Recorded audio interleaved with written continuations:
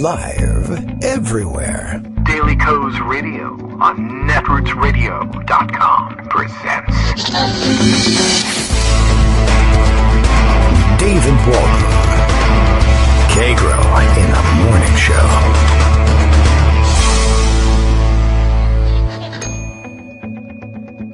Now, here's David Waldman. Hey, good morning, everybody. How you doing? It's Friday. It's Friday. It's Friday, April 17th, 2020. Time for yet another Friday show in which we will dig out what we can from the archives today that we think makes good weekend learning and pondering. Sometimes, I guess, we'll throw a couple of curveballs in there, catch you up on what you need to know as you survive the weekend on your own. And, I don't know, talk to the walls and tell them how things are going, and you can inform them of all the latest if we do our jobs properly here. Of course, if we don't do our jobs properly here, hundreds of thousands, possibly millions of people die, and, you know, whatever.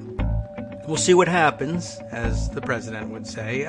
Let's see, nothing this morning that I've been checking the freak-out-o-meters on Twitter, and I don't see anything. I don't think he's awake yet, so that's good. I think this virus is keeping him in bed longer in the mornings lately, or at least quieter in the mornings. I mean, he gets up and grouses and grumbles and stuff, or maybe I'm just paying less attention to it. I think maybe his press conferences are beginning to exhaust him. Anyway, lots to catch up on today. Some some serious, some not so much, some phlegmy, I guess. Some is going to be like that, as is usually the case.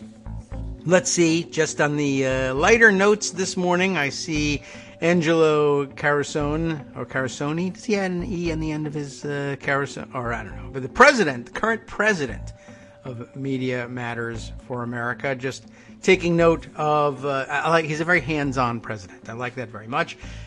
He's sharing his screenshot of Sean Hannity from last night's show, sharing his plan for reopening New York City. And I'm sure we're all waiting with bated breath to find out what it is. And hopefully behind a mask, we're doing our breathing. And his plan involves masks, but not, not under optimum usage. Let's say optimal usage.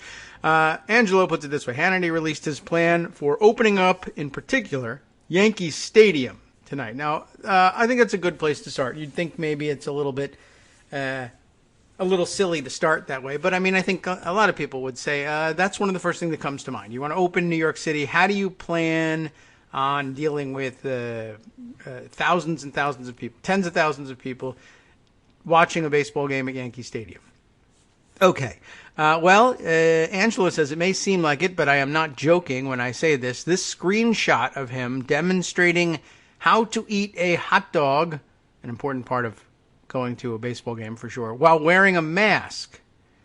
Okay, and also popcorn, he notes very seriously. Hannity has given this some thought. Popcorn in Hannity's reopening plan would be prohibited. And I guess that's the whole hand-to-mouth thing and the frequent sharing, and I guess he's given that some thought, but he's not willing to rule out hot dogs, which, when you get screenshots of live action of a guy like Sean Hannity pantomiming, is that the right word for it? Well, I mean, it's really miming, except he was talking. So he's pantomiming eating a hot dog, an air hot dog, which, let's say he doesn't use the delicate underhanded grip, let's say, and feed it backhand in. He's doing the overhand grip, forehand service to the mouth. So there he is, mouth agape and grabbing his, tubular object and meat, what have you, and jamming it overhand into an open mouth. So you got the idea. How do you reopen New York City? Well, like this, I guess. Now, never mind that, one, New York City's not ready to reopen. Two, Yankee Stadium is one of the places they should probably keep closed for a while. Three, if they absolutely have to have baseball games, having a crowd there, probably not a great idea, and there's no room for social distancing in those seats. Maybe in the boxes that he sits in, that's more feasible, but I'm sure they're much more crowded than usual, or usually very crowded, regardless, even if they're fancy, high-priced seats. What were we on? 3?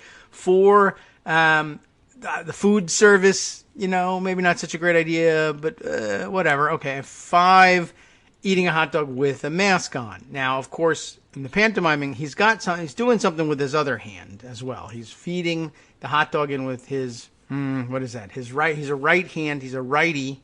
He's Pat's righty with a hot dog.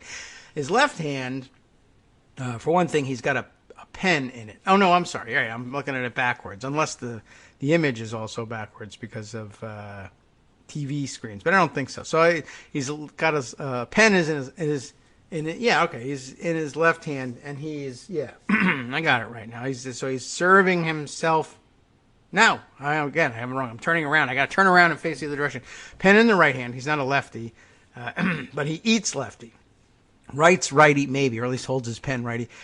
So the other hand, whichever hand it is, and it really doesn't matter, but his right hand, his free hand, is up, and it looks like what he's doing is he's grasping. I'm going to guess what he's doing, because it looks like he's just sort of maybe blocking a punch, like someone's going to punch him in the face while he's eating the hot dog, which is entirely possible. I would punch him in the face while he was eating the hot dog if I were sitting next to him, and he said, this is how I'm going to handle my mask. But what he's doing, I think, is he's raised up his right hand. He should put his pen down for this, because he's got the pen in between the fingers, and he's come dangerously close to poking himself in the eye with the tip of the pen while he pantomimes, again, I think that's the right word, grasping the top of his mask and pulling it down, and down and forward. And I think he's trying to, he tips his head forward and tries to put the hot dog in up over the top of the mask, which doesn't come all the way down. Which, of course, at that point, you might as well take the mask all the way down. The whole thing's ruined and contaminated, and this doesn't really work. And anyway, it certainly violates all the rules that we learned from Greg about keeping your mask sterile on the inside. Pulling it down will do it all by itself. Pulling it down by the front material will contaminate your hands. And sticking a hot dog in over the top, I don't think we even discussed. But there it is. I suppose there's some wiggle room in it, in okay, if you're not wearing a mask in a contaminated hospital room, say, and you're not so worried about what's landing, what other people's droplets landing on the outside of the mask, I guess, maybe less danger. But, you're in a stadium full of possible carriers, so there's plenty of garbage all over the outside of your mask. Plus, I assume some of your own droplets make it through to the outside of your mask, too. They don't all stay inside. But anyway, I guess contamination is a foregone conclusion. If you are taking it down for hot dogs, that doesn't sound all that good either, right? Sean Hannity, taking it down for hot dogs. Well, anyway, that's not that far off the mark. So there you go. That's what Sean Hannity is thinking about, the important stuff. Reopening the hot dog vendors in Yankee Stadium and ruining their masks. What do you do if you get mustard on your mask? I don't know. There's all kinds of questions still unanswered about that. But there you have it. That's what America's big brains and thought leaders are thinking of. Everyone's thoughts yesterday turned to reopening the economy, by which I mean the thoughts of stupid and impatient and selfish people turned to reopening the economy, and the rest of us also had our thoughts turned to the subject of reopening the economy so that we could say, no, that's crazy, you're going to kill us all if you reopen the economy now. One of the other pieces of the puzzle that came across my desk yesterday and then ruined my desk for the rest of the day in terms of tweets and retweets was, I guess, the latest in the USS Theodore Roosevelt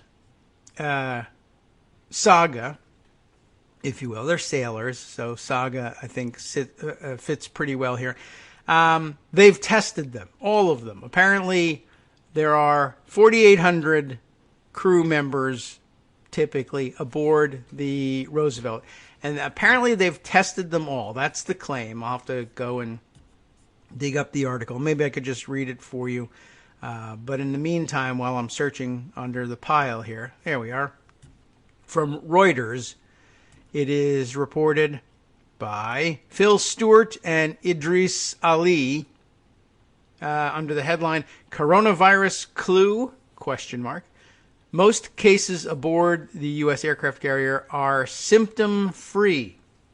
Now, there's still a lot of question about exactly what they mean by symptom-free and what that means for the conclusions that you can draw. But you have a very interesting self-contained case to look at here. We can, I think, learn an awful lot from what's going on in the Roosevelt, even though it's entirely arguable that the closed environment of an aircraft carrier and I guess what we'll call the population of this small floating city being somewhat comprised differently than your average random urban setting, chiefly young people, I would say, probably still overwhelmingly male, and I think the men are getting the Rona worse than the women in general. There's also, of course, racial disparities in this illness as there are in everything else. And, enlisted military, young, male, probably a little bit more heavily minority than the average national population, nationwide. I'm not really certain about that. But anyway, a little bit different from, say, Midtown Manhattan's population or whatever.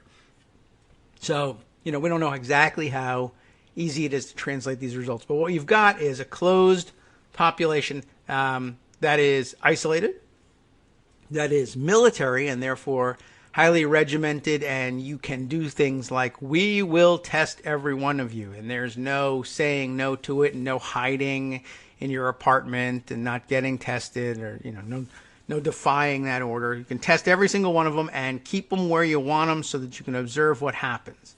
That's what we can get out of this. So here's the news. Sweeping testing of the entire crew of the coronavirus-stricken U.S. aircraft carrier Theodore Roosevelt may have revealed a clue about the pandemic.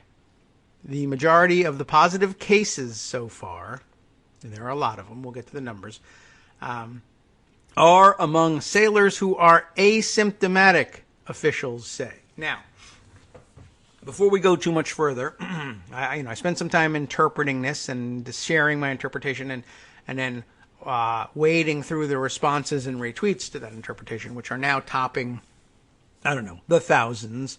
We'll see if we can grab the stats on that later on.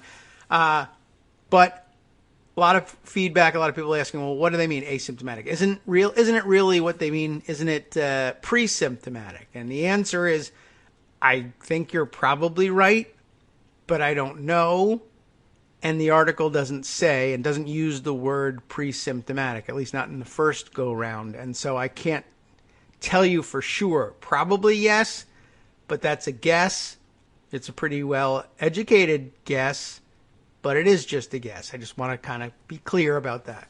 So, the majority of the positive cases so far are among sailors who are asymptomatic, officials say. The possibility that the coronavirus spreads in a mostly stealthy mode among the population of largely young, healthy people, that is to say, on board an aircraft carrier with active duty military, showing these people showing no symptoms could have major implications for U.S. policymakers who are considering how and when to reopen the economy.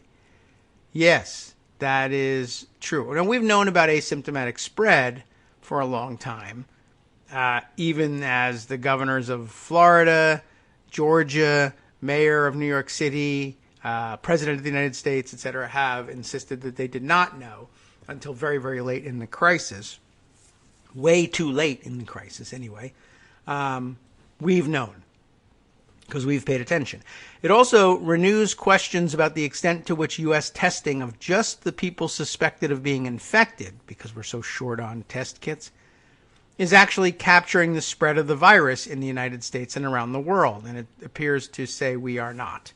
The Navy's testing of the entire 4,800-member crew of the aircraft carrier, which is about 94% complete.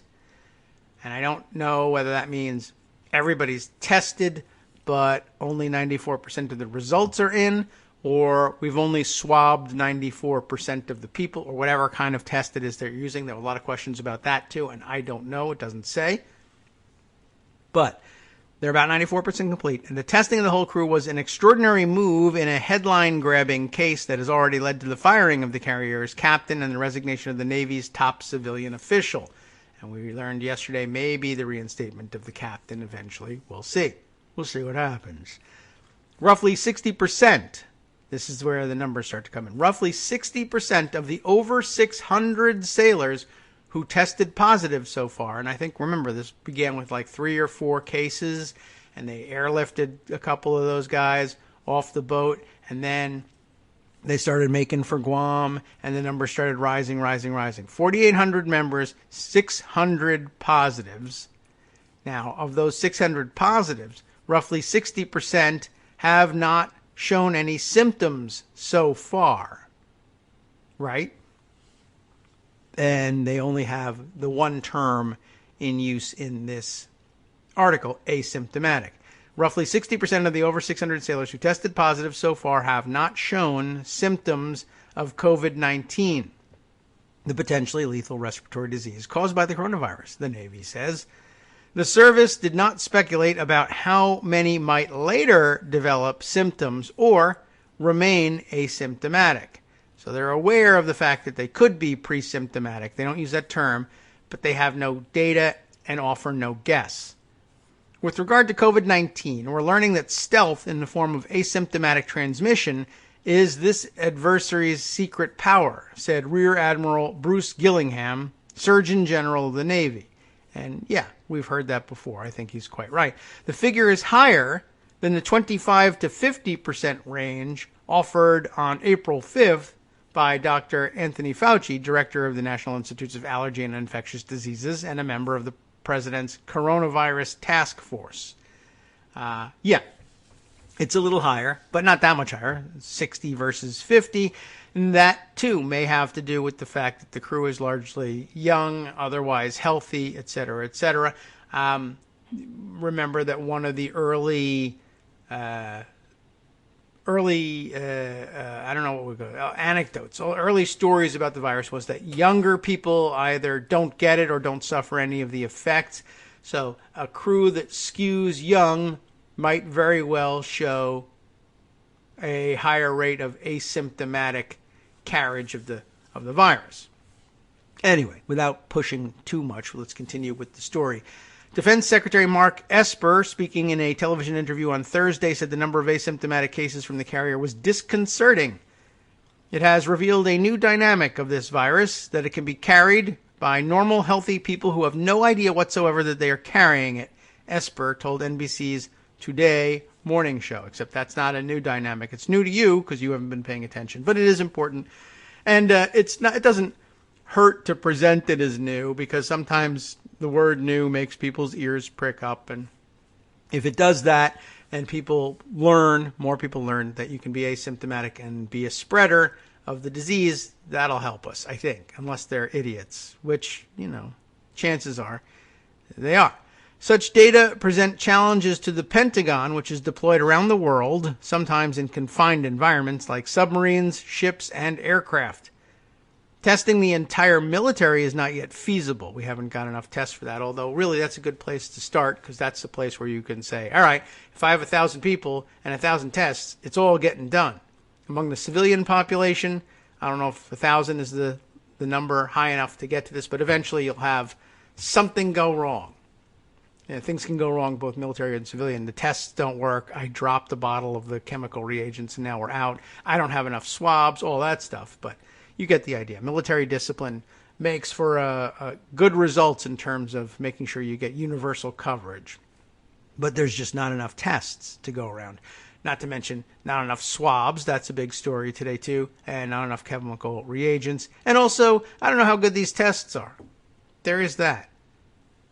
I mean, One other possibility you have to hold out there is coming back with 60% of your positives being asymptomatic. I guess the first question I'd have, if I didn't have Fauci's data handy or I questioned it or was skeptical about it, is, does this test work or is this garbage? Because all these guys say they're positive, but they feel fine. So I would double check. Anyway, testing the entire military, not yet feasible. Given still limited testing capacity, officials say, and detecting enough cases without tests is impossible if most cases are asymptomatic. The U.S. coronavirus death toll, the highest in the world, as we are reminded, surged past 31,000 on Thursday after doubling in a week. It did do that. It also claimed the life of a sailor from the Theodore Roosevelt this week. 5 other members of the crew are hospitalized. The current hot numbers on death tolls, let's see. So when was this? This piece was published, scrolling back, yesterday. So yesterday was Thursday. So they were the current Thursday numbers were about 31,000 dead. Let's get back down to that part. Today we stand at 34,641 at the moment, according to our worldometers. So, yeah, I did see elsewhere that we had like a record number, like I think 4,000 plus registered deaths was mentioned in the tweet that I saw going by, although the worldometers on whom we're depending here logged only 2,174 new deaths yesterday. So there's always going to be some discrepancy in stats like that.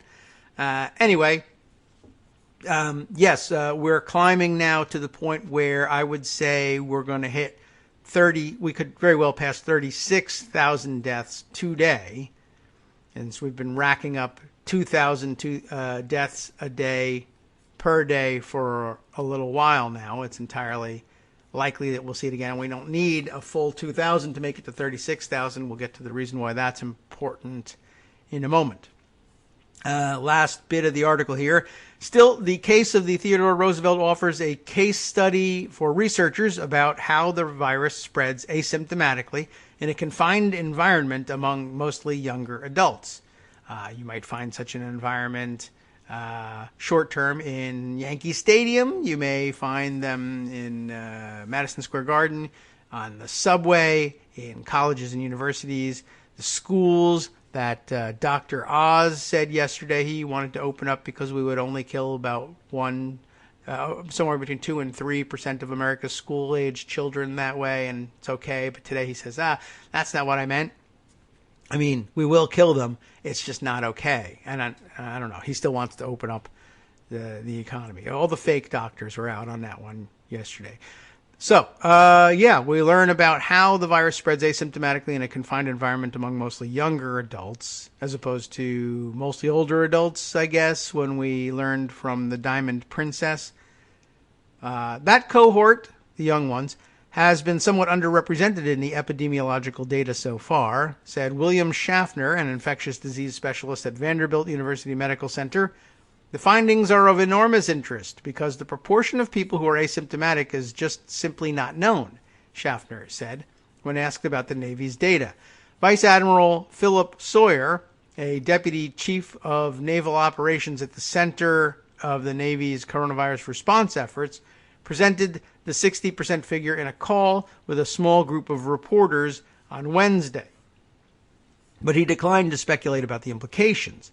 I don't know if we're proving something different, Sawyer said. I do agree that we are providing some data that some other organizations might not have. Sure, I agree with that. That's about, that's the minimum statement you can make there, but I get what he's getting at, and he's correct not to say too much more about it. But that's the disconcerting news as Trump and his circle spent yesterday insisting we got to reopen the economy. We can't stand it anymore. Republican senators echoing this news that of the various protests in the state capitals of Ohio and Michigan The Michigan one, apparently, Greg mentioned yesterday, paid for by Betsy DeVos. I'm not making this suggestion directly to anybody, but if somebody thought it would be a good idea to sink her yachts while she was doing this, it might not be, the worst thing in the world. You could probably do it with social distancing and everything. And, I'm just socially distancing these yachts. They might be spreading, and the moorings are very close together. We're going to socially distance this yacht by putting it at the bottom of the ocean. That might work. I mean, I don't know whether anybody's guarding the marinas. Are they essential employees? What can I tell you? If it were to happen, it wouldn't bother me any. I don't have a yacht. You can't even mistake my yacht for hers. That doesn't even pose a problem for me. Now, my very nice neighbors who might own a yacht, I don't think so. Not in these townhouses. They may suffer losses. I understand. I'll be sympathetic with the very fine person who might accidentally lose a yacht. But apparently, basically, if you go to almost any of the yachting marinas in the finer sections of town, the largest one there is bound to be the DeVos yacht. I learned yesterday they own among other things, they own a yacht building company, which is why they own so many yachts. I did not know that. And apparently their yacht building shipyard is closed. It's in Washington State, and they blame the governor there for closing them down because they're not essential enough to continue building yachts. I don't know. I think that's probably the right call. All right. So that's where we were with the Theodore Roosevelt. Lots of discussion of it on Twitter yesterday. And, I don't know. I must have gotten, 5,000, let's say, retweets, something crazy like that. So my timeline blowing up. Some pushback, mostly agreement, though, and mostly people freaking out about what it means for reopening the economy. It does mean that we're going to either have to have universal testing or a vaccine or both to be safe. Hi, everybody. It's me, David. Let's change things up from the old fundraising pitch for just a minute and talk instead about how you can be a part of our show. If you've got a smartphone or any other electronic recording device, why not sit down and record a segment for us? Read us an important article and give us your take. Read one of your own original essays, or even just give us your commentary on something you'd like to share that's important to you. Then send the file to me at kagrox@gmail.com, and I'll try and work it into the show. Short segments, a few minutes in length, are easiest to fit in. And of course, I can't always guarantee that I'll be able to play everything, but if you've ever shouted at your radio or TV about something you wish was being covered, here's your chance to change that. Make the show your own. Send your submissions to me at kagrox@gmail.com.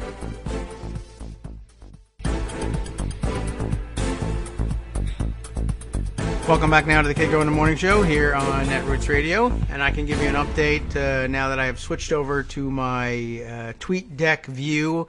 I can very easily see that tweet flitting by. The tweet I sent out yesterday with this Reuters article attached, climbing over 9,000 retweets and 14,000 likes. So, a good number of people sharing this thing and getting a little freaked out. Some people making the same initial mistake, saying, 60% of the entire crew are asymptomatic positive, meaning 60% of the 4,800. But it's only 60% of the 600 plus. They didn't give an exact number.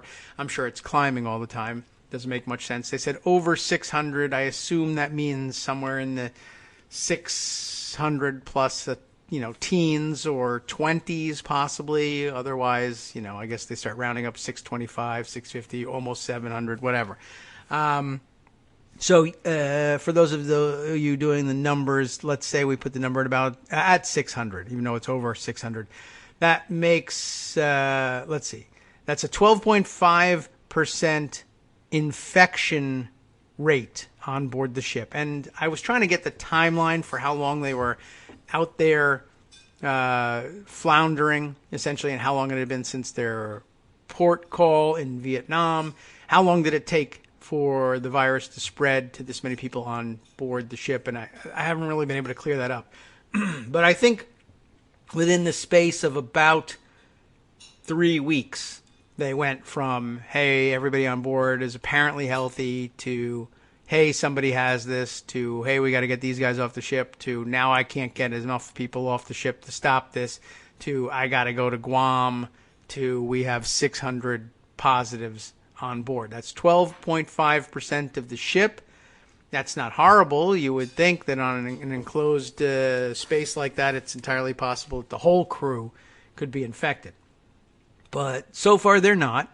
But they also have to wait and see because they're not really doing a great job. The facilities don't allow them to do a great job on Guam either, as it turns out, through no fault of the what do we call them? Those Guam-bound residents that they have there. Guamians? Guamahanians? Guamaranians? I don't know. I think we probably looked that up once and forgot. Anyway, no, 60% of the crew isn't infected, but 12.5% is. And of those 12.5% that are infected, the 600 plus sailors, 60% or about 360 plus are asymptomatic but positive.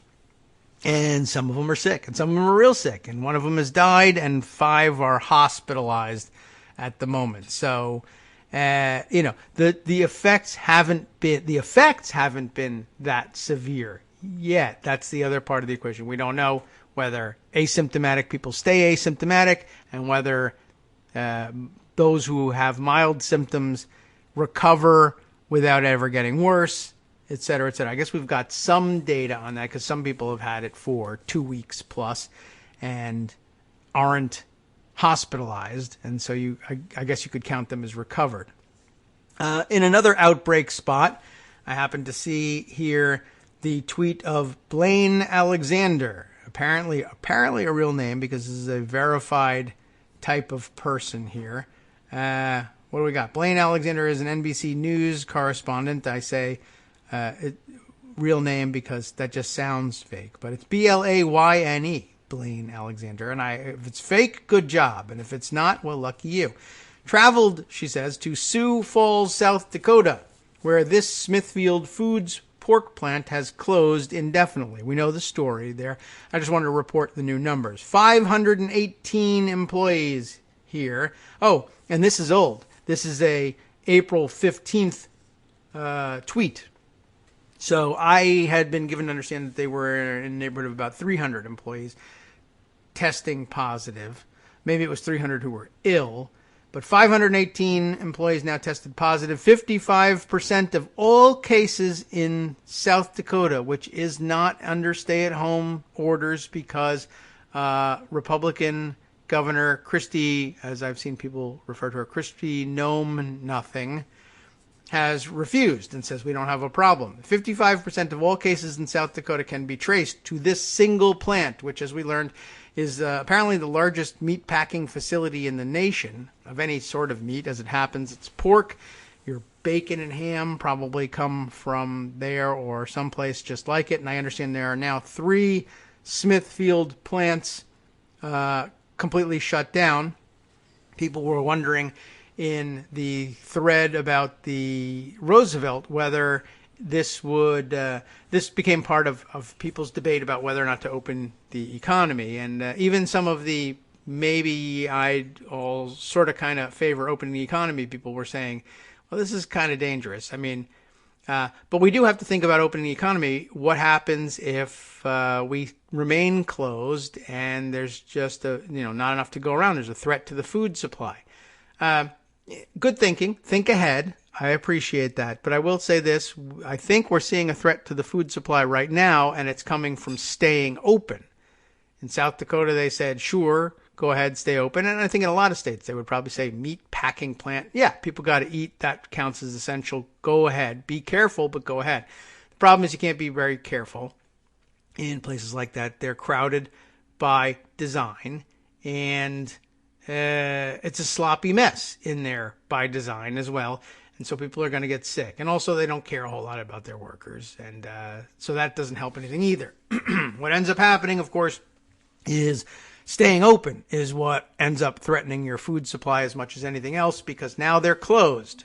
So I guess then you could argue, well, it's not that staying open threatens the food supply. It's that closing threatens the food supply. Well, see, they're closing because they stayed open without being careful about things. And now they're all sick. So the point really is it's the circulation of the disease uncontrolled or inadequately controlled that is going to end up having the largest impact on the largest suppliers of, well, meat products anyway. Big day for vegetarians who could prove their point and say, yeah, well, you know where they're not closing? Farms. Although, pretty soon they'll be closing those too because, well, they also don't care about their workers very much. But I'm sure that organic vegan farms are doing better. And I'm not kidding about that, although, yeah, I'm not entirely serious or entirely sure about that, but we'll just imagine it. Okay. Now, I also notice now that Twitter TweetDeck is open and how many people are yelling at me or whatever.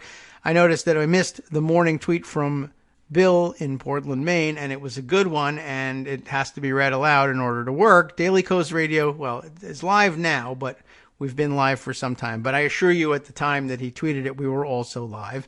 And Kagro X, me, David Waldman, ready? Reads this out loud. See, it's happening right now. And you'll hear him say, ready? Boom shakalaka, boom shakalaka. And I don't know whether I was supposed to really give that, verve and oomph, but I did read it aloud. But there's more to it. Boom shakalaka, hey nanny nanny, let's go. That now having been read aloud for the first time in recorded history. That, of course, untrue, but would have been a great way to start the show with a huge lie about making radio history. I wish I had the opportunity. I did have the opportunity. I wish I had taken advantage of the opportunity to do it. All right. I know there are other things we want to talk about. And we'll get to them. Let me roll back through the Twitter timeline to see if I can remind myself what it was I wanted to talk to you about. Yes. Well, first of all, I had hinted earlier that the 36,000 death mark, which was coming up and perhaps might even be surpassed today, was of some interest. I bring that up because it is a figure that represents triple the losses in the H1N1 flu pandemic. Was that one was the swine flu? I think I referred to it as the bird flu a couple of days ago, and it isn't. That was the H5N78 or whatever it was. I can't remember what the numbers are attached to it, but the swine flu, the one that Trump is complaining about all the time, and not the 1970s swine flu, the more recent H1N1, I guess.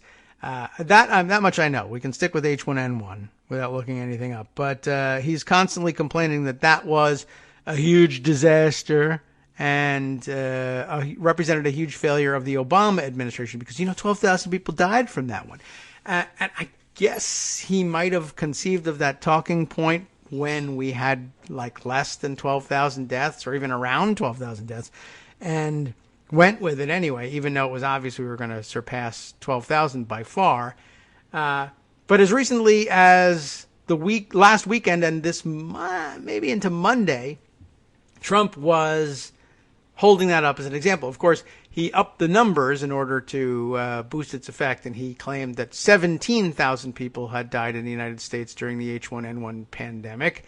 Not true. The number is pegged at around 12,000. He added 5,000 for effect. Meanwhile, I guess, let's see, twice 17, as I was saying at the time on Monday, well, it doesn't matter because we've doubled that number. We were at 24 or even 25,000 deaths by early Monday of this week. And so the talking point that H1N1 was such a disaster because 12,000 people died ignored the fact, it was really kind of undercut by the fact that twice as many people had died in the coronavirus pandemic. And mind you, as we pointed out at the time, the H1N1 pandemic took a year or more to take its toll of 12,000 dead in the United States. And no one sneezes at, no pun intended, 1,000 deaths a month from this illness. It's something you would be paying a lot of attention to. As you know, it doesn't take that many people to die from lawn darts to get our attention. Guns, cigarettes, drinking, whatever. We'll get around to it. But certainly something like this, a scary, scary illness called a pandemic and everything. But 12,000 people, it took a year to get to that number. And we pointed out on Monday, we've doubled it, and we've done it in about 1/10 the time that it took to get to 12,000 with H1N1. Well, we have new news. As I said, we're going to be reaching 36,000 deaths possibly today, 5 days since we doubled it. In other words, we've had a full year plus's worth of H1N1 pandemic death in 5 days. And Trump is still out there saying the other one was the disaster. Hard to believe? Well, once again, not for us. We've been listening to the story of what it means to have exponential growth for quite some time. Greg's chessboard example. I've been thinking of the kid's riddle about maybe you even saw it portrayed in the movies in a health disaster film. What was it? The Happening, the one with the trees come alive and kill everybody or make everybody kill themselves. And John Leguizamo trying to distract somebody, his character trying to distract somebody from the frightening prospect of their imminent death by giving them that math puzzle. If I give you a penny on the first day of the month and I give you 2 pennies the next day and 4 pennies the day after that and keep doubling it, how much money do you have at the end of the month? And it's a math puzzle that makes people say, I don't know, pennies. That's worthless. Day 1 you get 1 cent. Day 2 you have 2 cents. Day 3 you got 4 cents. Then 8 cents and 16 cents. He's not talking about a great deal of money. Only so many days in a month, so it's not worth much. And the actual answer is like on a 31-day month, you're going to get like $10 million plus worth of pennies. I mean, that's your problem. You're going to have to count them and roll them.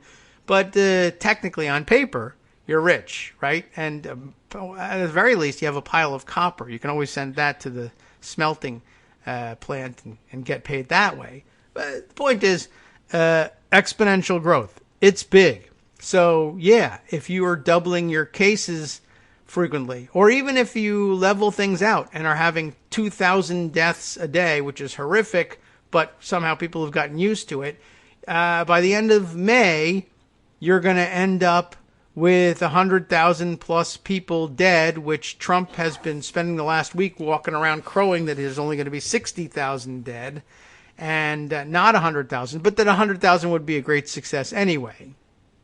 Well, I don't know, man. If we're doing 12,000 in 5 days, I think we're going to have some trouble. We're doing 2,000 plus a day, and things are still rising. And I wish I had seen, I never did grab that tweet where somebody was claiming 4,000 deaths in a single day. But we can just chalk that up to random Twitter chatter, if nothing else. All right, let's see. Other issues that captured attention on Twitter in the last couple of days. Oh, there's Hannity eating the hot dog again. Hope this is not actually true, but it sounds true enough. But just anecdotally, somebody getting a lot of attention. William Legate. Who is he? I don't know. Self-made American entrepreneur. I don't know what that's supposed to mean. Yeah, you made yourself an entrepreneur. Are you a failure as an entrepreneur? Probably not. Thiel Fellow. That tells us a little something. Featured in Washington Post, New York Times, Fox News, etc. But anyway, this is his claim. He says, just had a Trump supporter tell me I should be thankful for the $1,200 check that Trump's giving me. And that Obama would never do that because he's a socialist and not a billionaire who can afford it. I have so many questions. And yeah, there are so many, of course. You want to run through them? 1, Trump didn't give you the check. It's your money. 2, let's talk about, how Trump putting his name on it was designed to allow him to claim that it was him doing it, or even, in the minds of some stupid people, him signing a personal check over to you because he's a billionaire and he wants to share with you. 3, Obama would never do it, even, yes, he probably would and advocates that we do it now. 4, the idea that he wouldn't share with you because he's a socialist, which if he were really a socialist, of course he would be. That would be kind of the definition. sharing with you. And 5, Trump's not a billionaire. And even a billionaire, for the most part, I think it could be said, would not be able to afford to give everyone in America a $1,200 check. But anyway, that just resonates with, I think I also saw somebody saying yesterday, the DC media bubble versus reality was, I think they were using the example of Adam Serwer saying, I have questions about whether or not people are really going to believe that this fake signature on the memo line of a check that doesn't really pay for all that much and is going to run out pretty quickly and might not even show up for several weeks because of snafus in the system, et cetera, et cetera. Is this really such a brilliant political move? Whereas the reality was, maybe anyway, someone saying that they too were anecdotally in a dollar store somewhere, and all the chatter was about, isn't this awesome? Look at the $1,200 Trump gave me. So, it's going to be impressive for some, and I guess the idea of the fake signature on the memo line is gonna work with people, who are going to be predisposed to letting it work, I guess we'll say. All right, let's see. Did I put that one away to show you? Yes. All right. Is it true? I don't know, but it makes for a good story, and I worry that it will catch on with people. All right. What else do we have to share here? There's the story about the Roosevelt. Oh, yes. I did notice that The Hill was reporting this. They tweeted out, Russia will, quote, certainly accept Trump's kind offer of ventilators, Kremlin says. And, it might even be the right thing to do, to send them a bunch of ventilators. But, of course, we here on the program, I was asking out loud, didn't they just send ventilators to us? We did read that story, right? Everybody said, oh, yeah, it was the supposedly from the sanctioned company that they had sent these ventilators. And then the Russian government claimed that the ventilators had all been donated. And then the U.S. State Department said, no, they didn't. We paid in full for those. And then the Russians said, well, paid half. And no, we paid the whole thing. So it was a big dispute. I remember reading about that one. So I found that a little strange and a little unexpected. Let's go over to where the serious stories are. I differentiate between the big stories that I have to read to you and discuss in full by putting them in pocket, and the little stories that you really should know because they're much more entertaining, like Sean Hannity backhanding or forehanding a hot dog. We leave in the Twitter feed. All right. Here's one answer to the speculation the other day when Trump said, well, I'm gonna dissolve Congress, essentially. Or I'm going to adjourn Congress is what he was really saying. And people were wondering, hey, does he really have the power to do that? And there was a very limited circumstance under which he might be able to force Congress to adjourn, but it would require the cooperation of both houses of Congress, really. But in the first instance, the cooperation of Mitch McConnell, which was a question mark. Like, it could happen.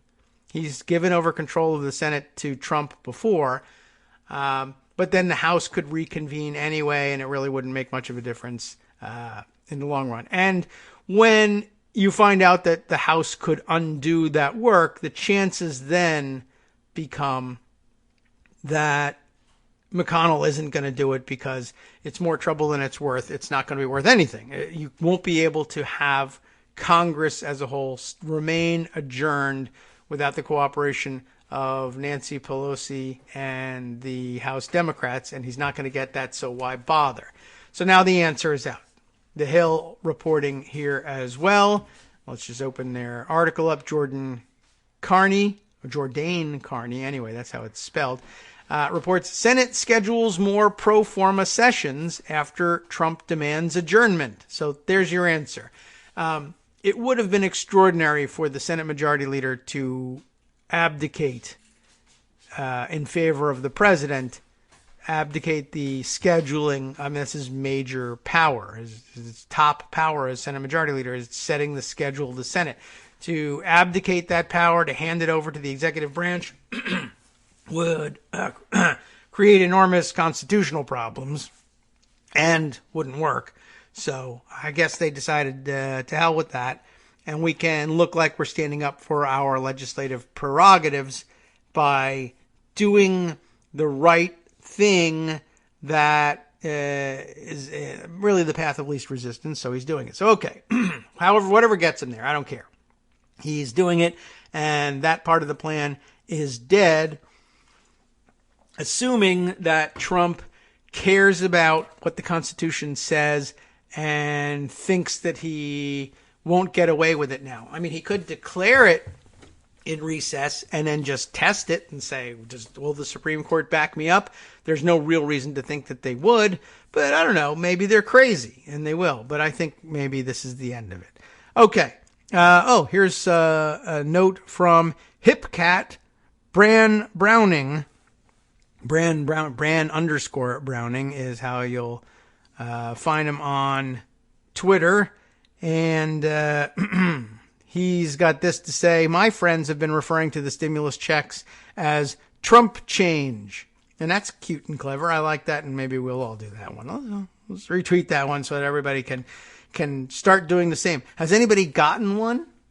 I haven't checked to see. My suspicion is that I would be signed up for direct deposit now that they're saying that if they already process your taxes that way, and you usually by default get your refund, if any, is due to you by direct deposit, then they'll just put the money in that way. And I guess we could check today and find out whether that's the case.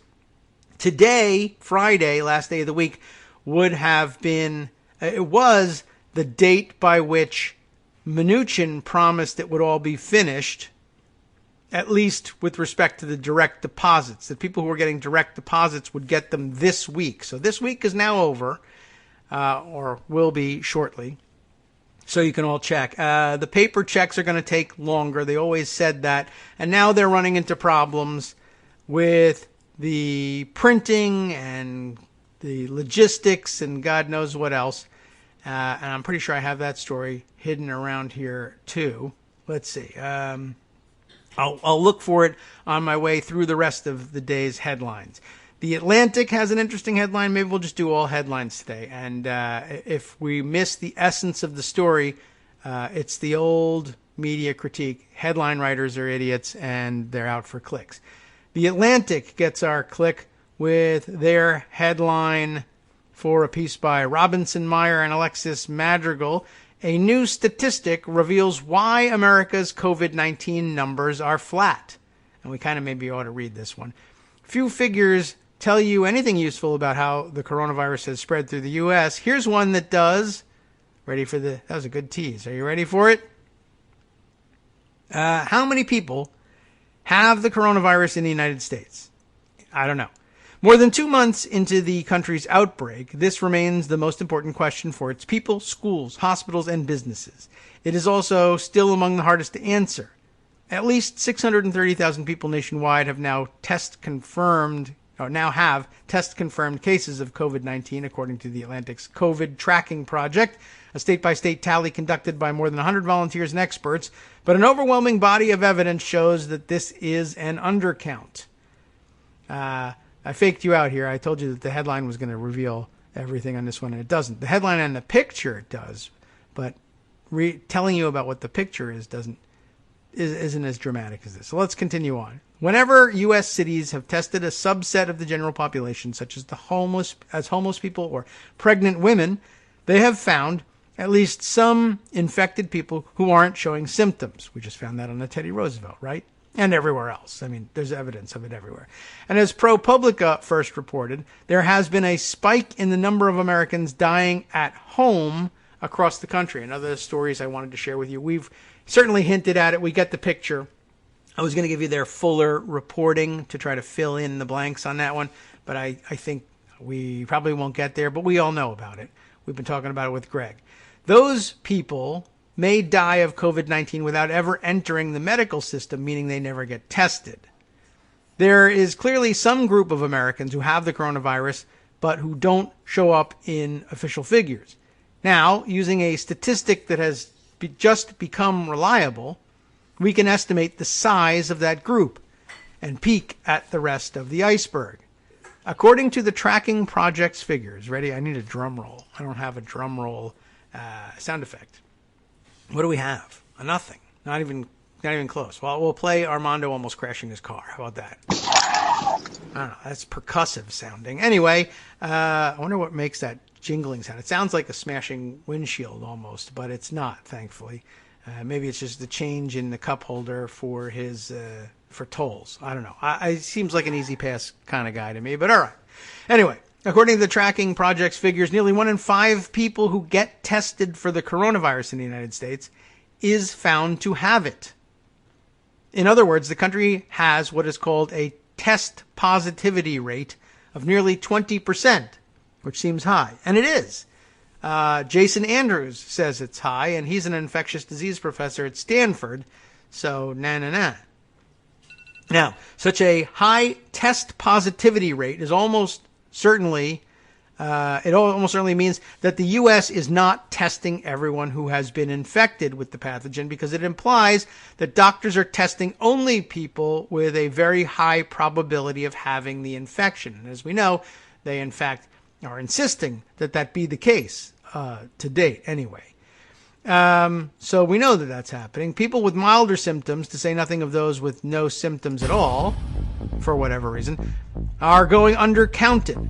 Countries that test broadly should encounter far more people who are not infected than people who are, so their test positivity rate should be lower. Well, as it turns out, I guess we'll make long story short here, and I'll scan it during the minute break to see if we need to say more. Long story short, we're not finding much growth going on in our positive rate because we're flattening the testing. We're not testing more and more each day.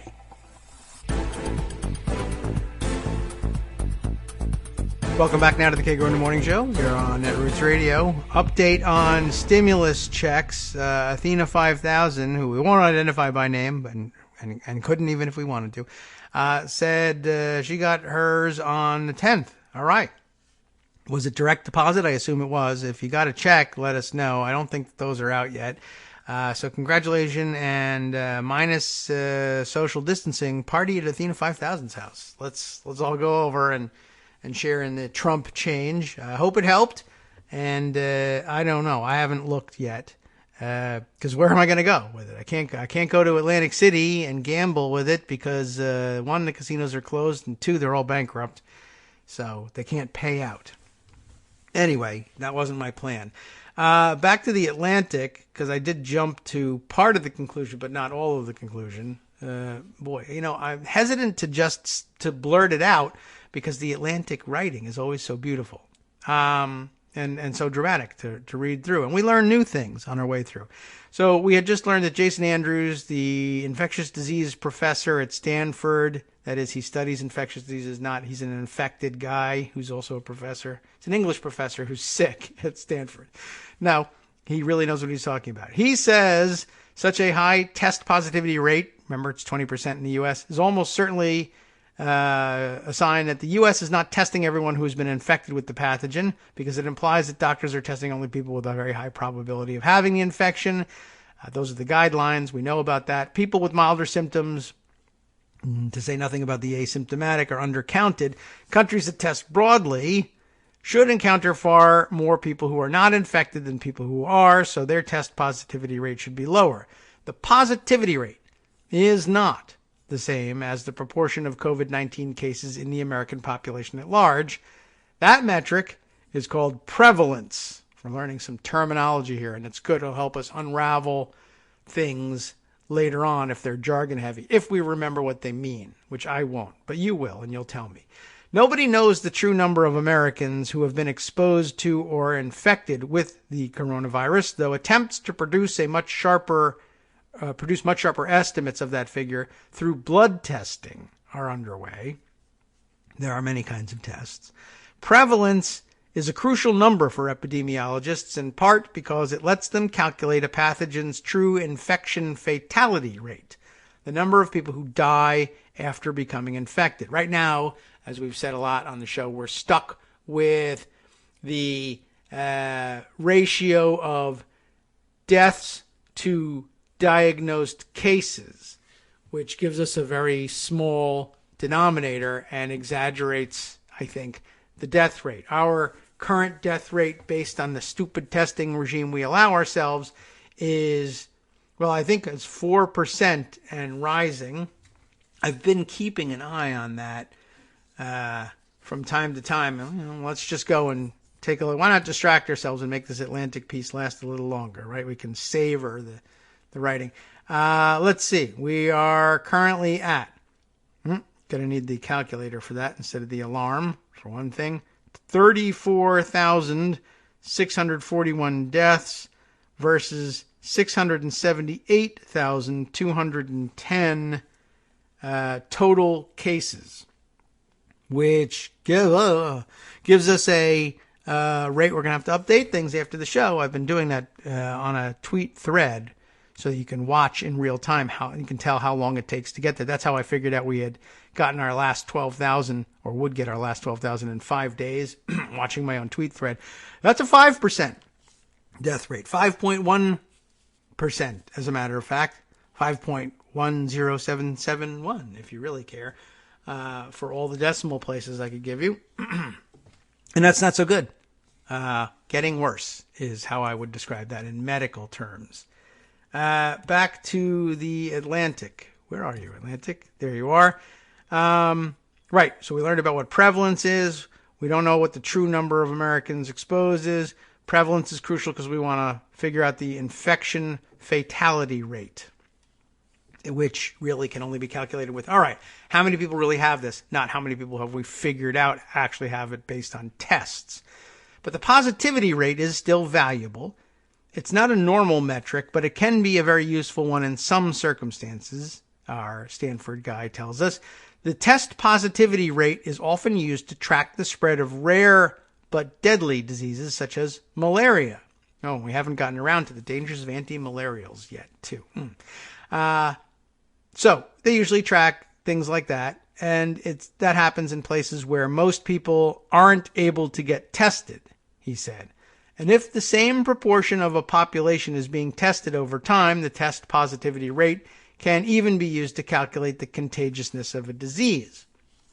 Because the number of Americans tested for COVID-19 has changed over time, the U.S. test positivity rate can't yet provide much detailed information about the contagiousness or fatality of the disease. But the statistic can still give a rough sense of how bad a particular outbreak is by distinguishing between places undergoing very different sizes of epidemics, Andrews said. A country with a 25% positivity rate and one with a 2% positivity rate are facing vastly different epidemics, he said, and the 2% country is better off. I think we could all probably figure that one out. PhD not necessary. In that light, America's 20% positivity rate is disquieting. The U.S. did almost 25 times as many tests on April 15th as on March 15th. Yet, both the daily positive rate and the overall positive rate went up in that month. If the U.S. were a jar of 330 million jelly beans, why can't we make that happen? Then, over the course of the outbreak, the healthcare system has reached in with a bigger and bigger scoop. But every day, 20% of the beans it pulls out are positive for COVID-19. If the outbreak were indeed under control, then we would expect more testing, that is, a larger scoop, to yield a smaller and smaller proportion of positives. And so far, that hasn't happened. In an ideal testing regime, and in any of the testing regimes that experts say must exist before the United States can end its lockdowns, and there's a link to the outlining of some of those testing regimes if you're interested in finding out. I am, but we'll move on. Well, in an ideal testing regime, anyone with a fever and a dry cough would be tested immediately, at least. a very large portion, if not most, of those people would turn out not to be infected with the new coronavirus, because humans are susceptible to many other respiratory infections. But when tests are rationed so strictly, only people with severe symptoms make it into the testing pool, ensuring that the positivity rate will be extremely high. Local rationing rules are not the only reason that Americans are not getting tested. Some people live in a place that's not doing much testing at all, either because doctors' offices have no tests to offer or because of an already strained or non-existent local healthcare system. Others avoid the doctor if they're sick, or never get sick enough to seek a test. But if the U.S. were testing more people, as experts say it must, then general population surveillance or workplace testing could detect their illnesses too. The test positivity rate, then, is a decent, if unusual, proxy for the severity of an outbreak in an area. And it shows clearly that the U.S. still lags far behind other countries in the course of fighting its outbreak. South Korea, the famous story, right, which discovered its first coronavirus case on the same day as the U.S., has tested more than 500,000 people, or about 1% of its population, and discovered about 10,500 cases. The U.S. has now tested 3.2 million people, which is also about 1% of its population, but it has found more than 630,000 cases. So while the U.S. has a 20% positivity rate, South Korea's is only about 2%, like we mentioned earlier, a full order of magnitude smaller. South Korea is not alone in bringing its positivity rate down. America's figure dwarfs that of almost every other developed country. Canada, Germany, and Denmark have positivity rates of from 6 to 8%. Australia and New Zealand, 2%. Even Italy, which faced one of the world's most ravaging outbreaks, has a 15% rate. It has found nearly 160,000 cases and conducted more than 1 million tests. Virtually the only wealthy country with a larger positivity rate than the U.S. is the United Kingdom, where more than 30% of people tested for the virus have been positive. Comparing American states to regions in other countries results in the same general pattern. In Lombardy, the hardest hit part of Italy, the positive rate today stands at about 28%. That's comparable to the rate in Connecticut. But New York, so far the hardest hit state in the U.S., has an even higher rate of 41%. And in New Jersey, an astounding 1 in 2 people tested for the virus are found to have it. The prevalence of COVID-19 might be higher in the New York area than anywhere else in the country, but high test positivity rates are not confined to the Mid-Atlantic. 5 other states have high positive rates above 20%. Michigan, where they were protesting. Georgia, where we knew that would eventually happen. Massachusetts, because the governor's a moron. That was Georgia. Massachusetts, governor's a moron there too, but they've got other problems. Illinois and Colorado. They are spread across the country, and they all have obviously serious outbreaks. Each of the 8 states with positive rates over 20% has individually reported more COVID-19 deaths than South Korea as a whole. Hawaii, meanwhile, has tested twice as many people per capita as Illinois, but its positivity rate is only 1/10 as high as the larger states. As the outbreak comes under control, more states should have positivity rates closer to Hawaii's, Andrews, the Stanford professor, said. At the beginning of a pandemic, I think he just wants to go to Hawaii to conduct the study, but he's got his reasons.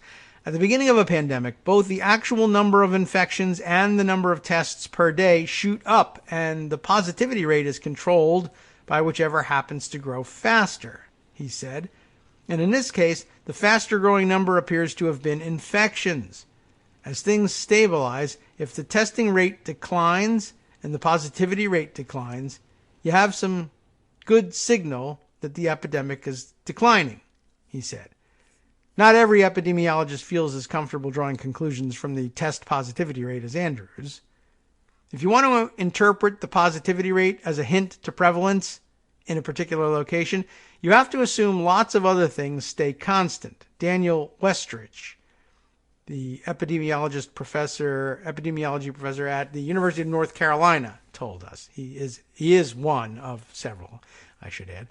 He warned that too little was still known about who exactly is getting tested and how reliable the tests are to draw large conclusions from the positivity rate alone. We just haven't tested enough people yet, he said. If you were doing random screening of the whole population, we just don't know what you'd see. We don't know how many asymptomatic viral shedders are out there. As such, he advised extreme caution in using the rate, but being cautious about data, he added, is my job. We feel confident reporting the U.S. test positivity rate now for several reasons. First, we know that when states and cities ration tests, they do so by imposing criteria that only allow for the sickest or the most vulnerable people, such as residents of nursing homes, to get tested. We know that in states with a very high test positivity rate, such as New Jersey, many people are still dying in nursing homes without getting tested. And we know that even though a wide variety of nose swab tests are being used across the country, the type of test used, called a polymerase, chain reaction, or PCR test, I feel confident in pronouncing PCR, is generally very reliable. Westrich and Andrews said that any PCR test was pretty good at detecting true negatives. Finally, the test positivity rate has become much more reliable nationwide over the past few weeks. As recently as the end of March, not all states reported every negative test result from commercial labs. Nearly every state now publishes those numbers. While our numbers still probably do not capture every coronavirus test in the U.S., outside evidence now suggests that our data are fairly complete. When the White House Coronavirus Task Force has reported the number of tests completed nationwide, its numbers have broadly matched the COVID tracking projects. In addition, the largest commercial test processors, Quest and LabCorp, have released top-line statistics that align with ours at the COVID tracking project. It's good to know that the Trump administration is not totally lying about that. The high positivity rate also suggests that new cases in the U.S. have plateaued, and that's what everybody who wants to reopen the economy immediately is pointing to.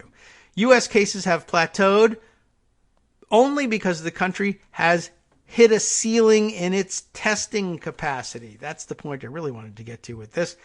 Looking solely at positives, the U.S. is steaming toward 650,000 confirmed cases. We passed it, of course, by now. That was already the case before we started reading the article. But the U.S. is steaming towards 650,000 confirmed cases, but the number of new cases per day appears to be plateauing or even declining. And they show a bar graph here that kind of sort of shows that. It's you could certainly draw that conclusion based on the, let's say, March 31st through, or maybe April 1st through April 17th data. Yeah, it could be plateauing or even lowering. Well, there are several ways to interpret this development.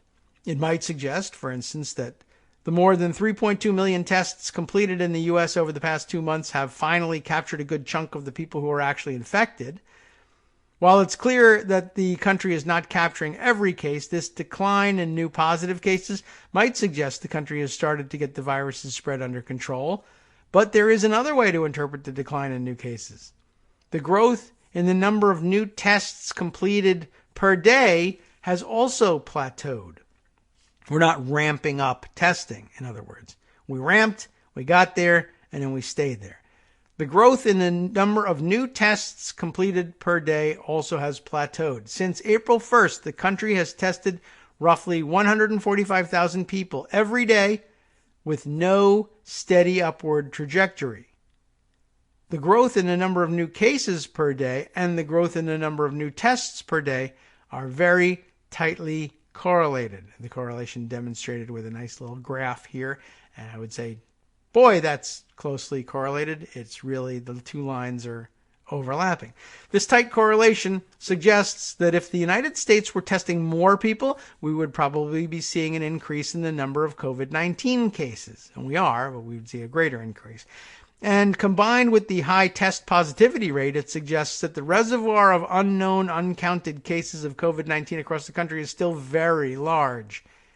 So let's open. Each of those uncounted cases is a small tragedy and a microcosm of all the ways the U.S. testing infrastructure is still failing. When Sarah Pavis, a 36-year-old engineer in New York, woke up on Tuesday, she was out of breath and her heart was racing. An hour of deep breathing failed to calm her pulse. When her extremities started tingling, she called 911. It was her 9th day of COVID-19 symptoms. New York City's positivity rate is an astonishing 55%. More than 111,000 of the city's residents have lab-confirmed cases of COVID-19, but Pavis is not among them. When the ambulance arrived at Pavis's apartment, an EMS worker took her vitals, then explained there was little he could do to help. The city's hospitals only admitted people with a blood oxygen level of 94% or lower, he said. Pavin's blood oxygen reading was 96%.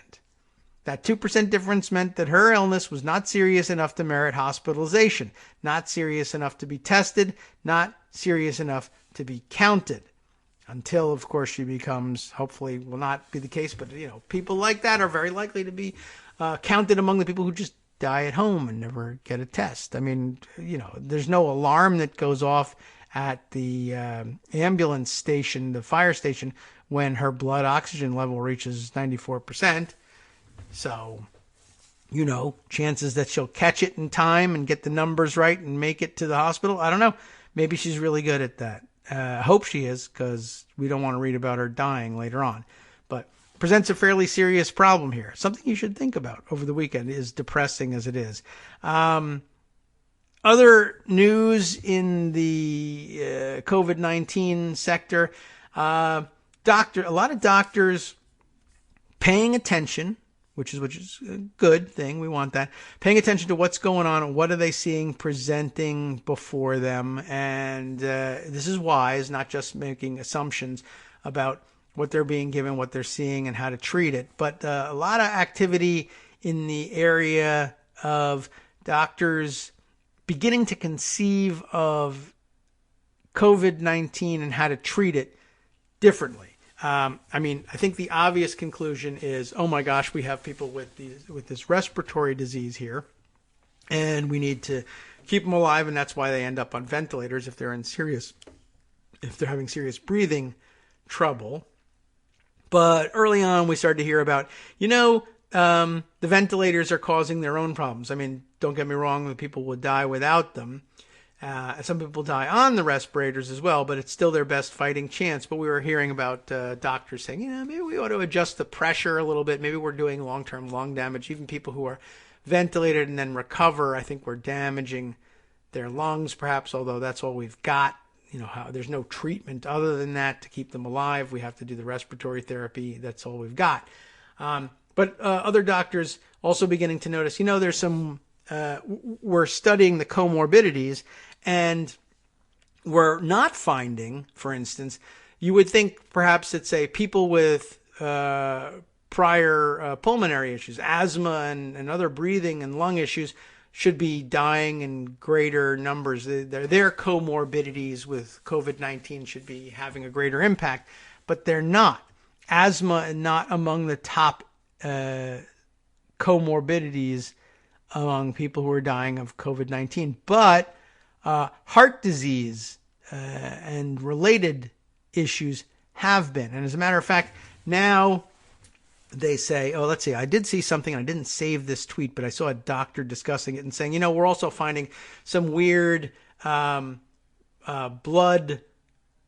coagulation issues, some clotting. People are clotting a great deal more when they're seriously infected with COVID. And that brings us to the cardiac patients being the most at risk for death when COVID-19 adds to their pre-existing comorbidities here. And now I have this New York Times piece, which I did set aside. Well, I'll just give you the headline and highlights of this one. I don't want to scare anybody, but obesity linked to severe coronavirus disease, especially for younger patients. Young adults with obesity are more likely to be hospitalized even if they have no other health problems, studies show. This by Roni Karen Rabin, R-I-B-I-N. Yesterday's publication date on this one. Obesity may be one of the most important predictors of severe coronavirus illness, new studies say. So exercise and watch what you're eating while you're in quarantine, I guess. Do the best you can with it. You should always be looking out for that, obviously. But it's an alarming finding for the United States, which has one of the highest obesity rates in the world.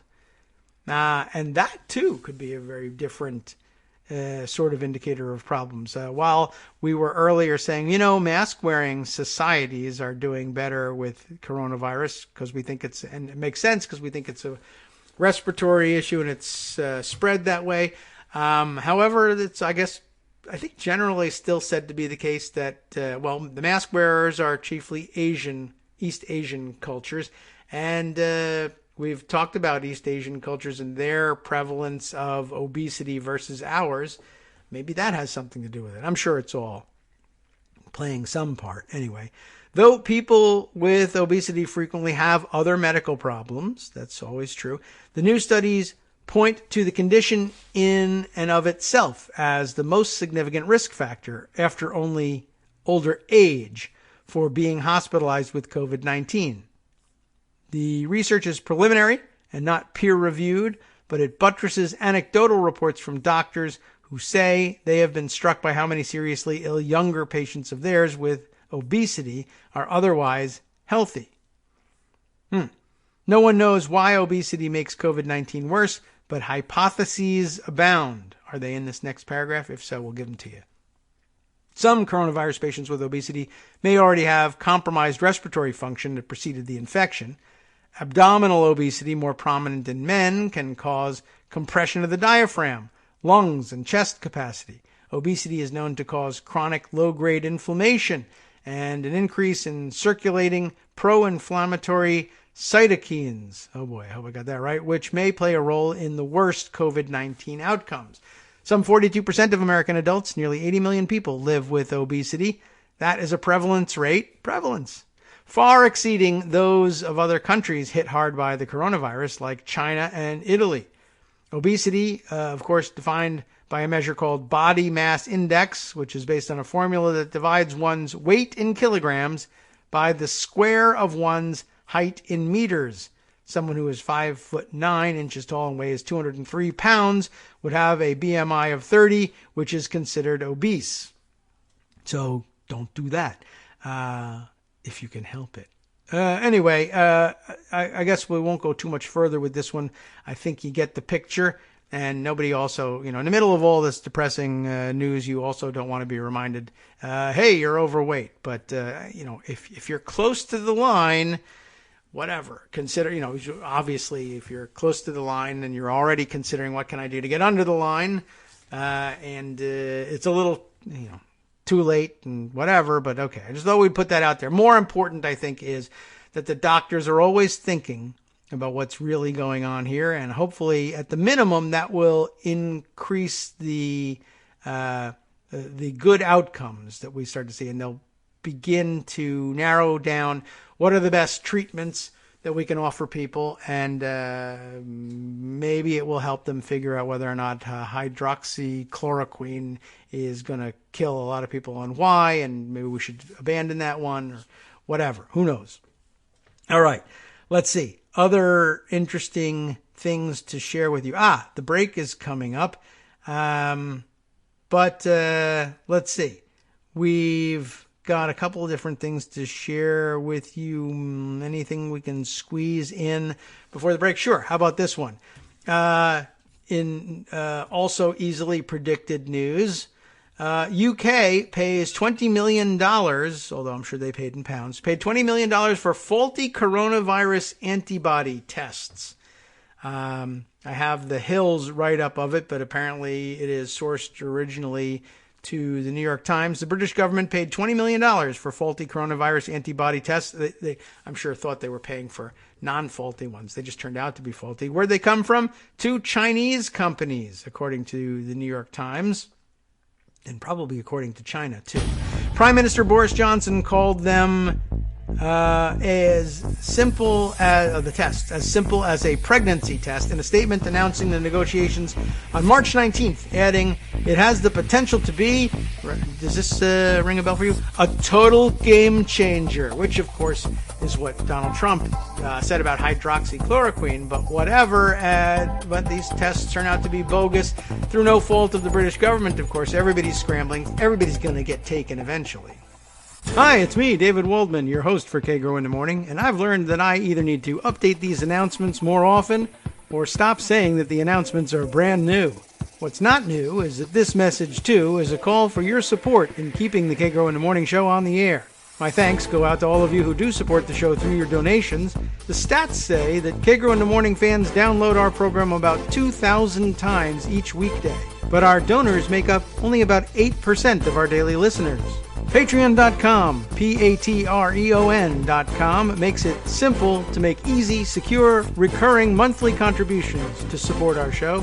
Patreon.com/KagroX gets you straight to our donation page.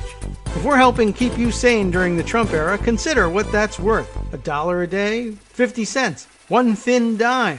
We do about 20 shows a month, so pick a number, do the math, and head to Patreon.com/KagroX to let us know. Thanks again, everyone, for all your support.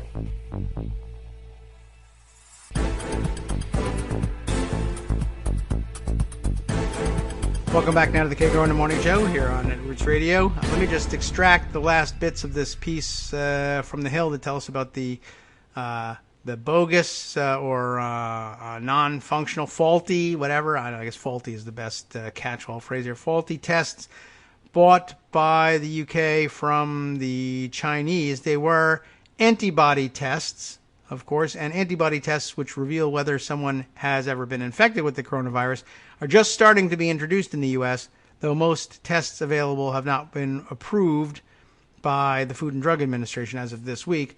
Public health officials such as FDA Commissioner Stephen Hahn have said antibody testing is one of the keys to safely reopening state and city economies. And I guess if the tests that we have just don't work reliably for whatever reason, then one of the keys is lost, and that's bad news. And of course, we're not even sure what they tell you. Antibody tests will tell you if you have had the coronavirus. I don't know whether they by themselves tell you whether you still have it and are still shedding it or not, but you have the antibodies.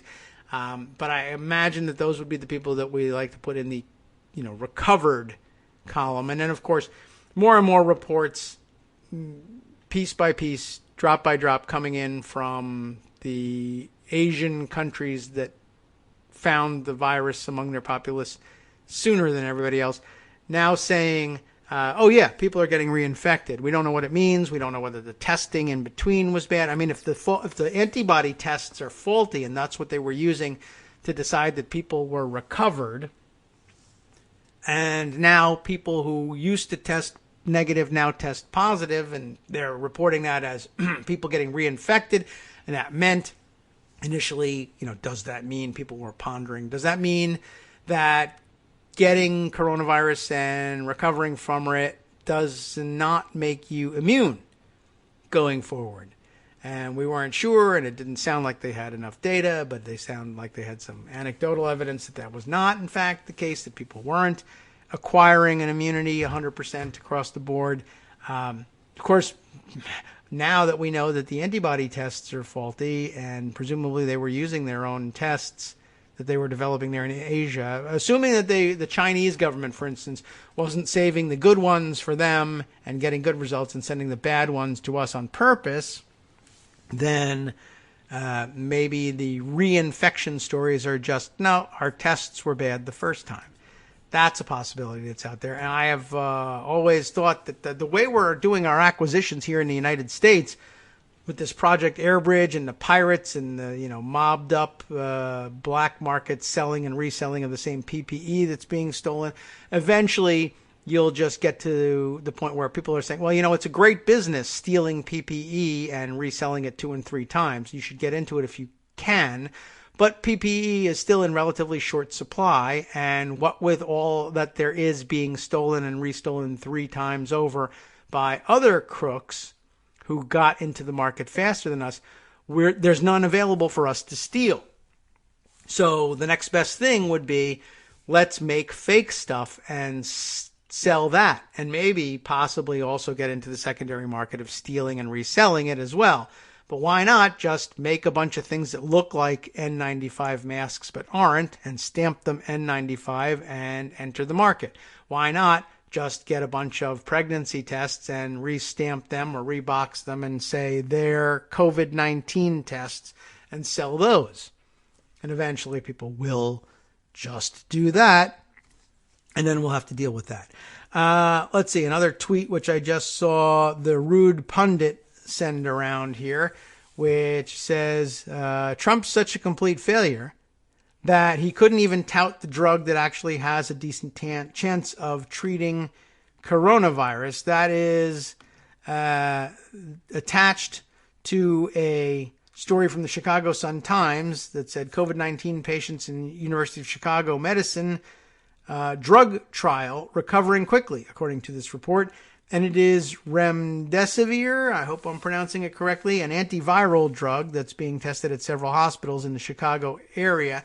My recollection is that in the first couple days during which people said, I think there might be some success with these various drugs, that was held up next to hydroxychloroquine as a possibility and might even have merited a mention or gotten a mention.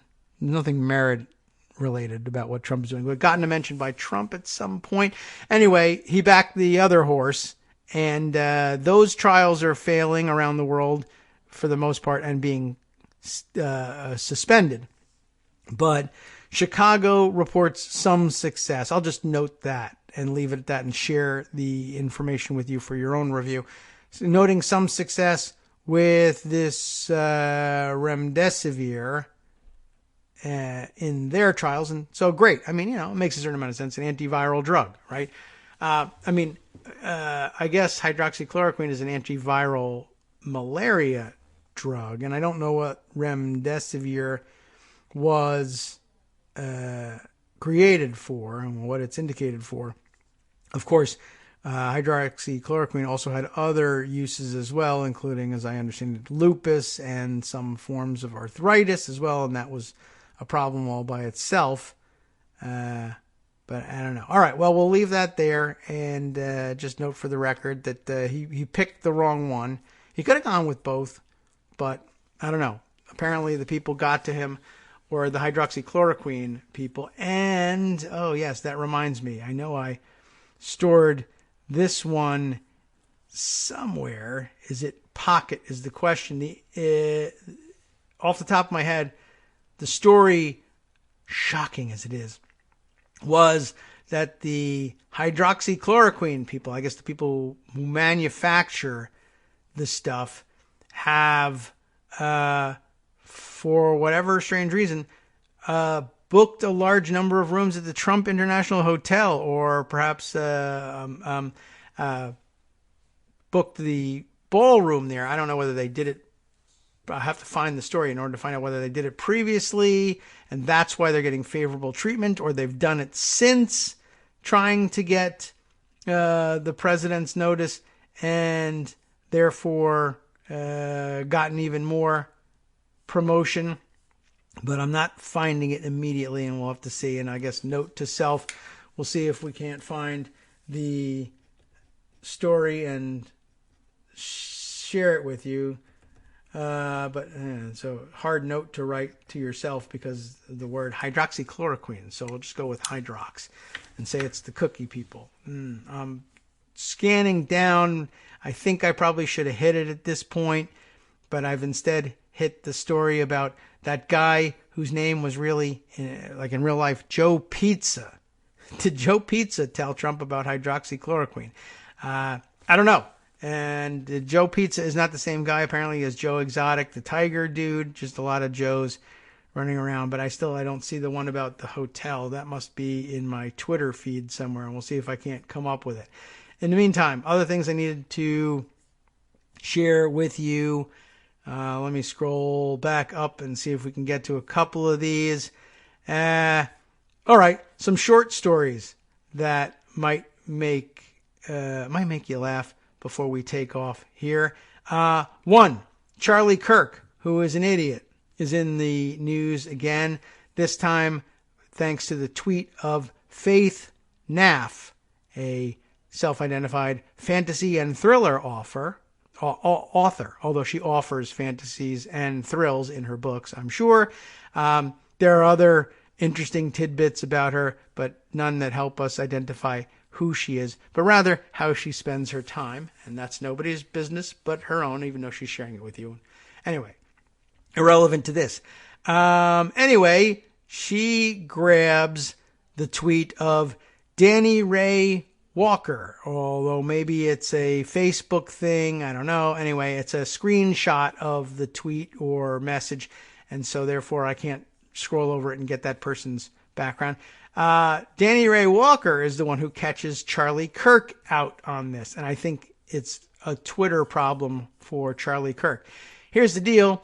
Danny Ray says, dude forgot to switch accounts before pretending to be a minority that supports him. Charlie Kirk apparently operates a couple of fake accounts, some of which claim to be minorities who love Charlie Kirk, except he forgot to make the switch here. So what result we have here, and I guess we should check, we could probably check and look for it, although it may have been deleted by now. But the claim here is with the screenshot that Charlie Kirk, under his normal verified Twitter handle Charlie Kirk 11, says the following: as a black man, I think Charlie Kirk is great. She says at 8 minutes past midnight on March 29th, according to the screenshot. It is followed up then by a response from Charlie Kirk 11, replying to Charlie Kirk 11, saying, haha, thank you. I bet all the liberals will speak over you and call you racist. You're truly great. So if this is a correct indication of what's going on here, Charlie Kirk operates some other Twitter account, which undoubtedly has a black man's picture as its avatar, during use of which is to say, I'm black and I love Charlie Kirk. And you wouldn't think it, would you? And then Charlie Kirk retweets it to everybody and says, ha, look, this is so awesome. Anyway, there you have it. And Faith Naff adds the comment, I'm not a racist. Some of my best me's are black.